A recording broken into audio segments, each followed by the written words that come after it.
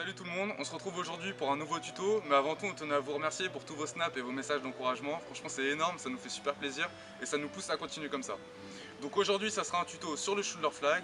Comme vous avez été nombreux à nous le demander ces derniers temps, le shoulder flag, qu'est-ce que c'est? Je vais vous en montrer un en perfect form et ensuite on va le reprendre étape par étape afin que je vous explique comment y arriver.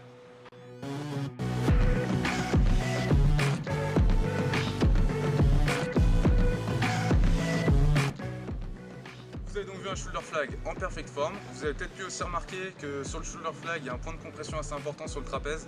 C'est pour ça qu'il va être important d'alterner sur les exercices que je vais vous donner après, côté droit et côté gauche, afin de ne pas vous écraser un trapèze plus que l'autre. On retrouvera à peu près les mêmes exercices que pour le front lever, parce que c'est un mouvement similaire. Vous avez les jambes qui partent vers l'avant et qui sont parallèles au sol. Donc pour commencer, le premier exercice qui est assez important, ça va être le shoulder flag en position tuck, c'est-à-dire les deux genoux repliés sur votre torse, afin de mettre le moins de poids possible vers l'avant et de vous habituer à cette douleur sur l'épaule.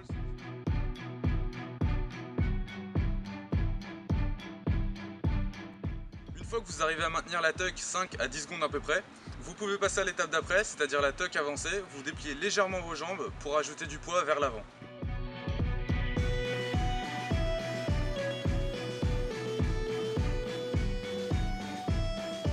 Une fois que vous avez réussi à passer ces deux étapes, vous pouvez passer à celle d'après, c'est-à-dire le shoulder flag en position one leg. Vous dépliez une jambe et vous essayez d'alterner, vous faites une jambe après l'autre.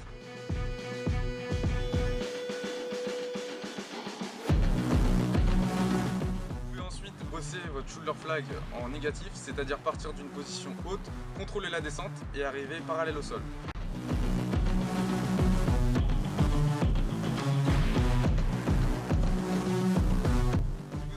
À partir direct en full négatif, vous passez d'abord par la position straddle qui vous aidera à mettre moins de poids vers l'avant et rapprochera votre centre de gravité.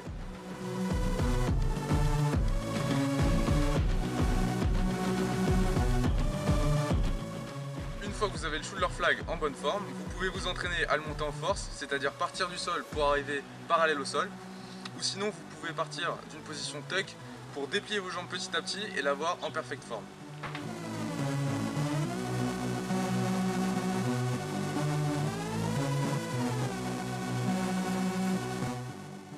Une fois que vous le maîtrisez bien, vous pouvez donc maintenant vous amuser à faire des petites variantes, comme les pas freestyle par exemple que je vais vous montrer.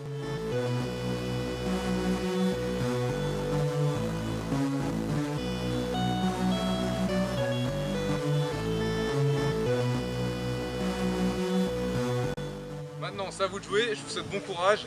Et si vous avez besoin de plus de précision, envoyez-nous un message sur notre page Facebook. Vous pouvez nous suivre sur YouTube, sur Instagram et maintenant sur Snapchat.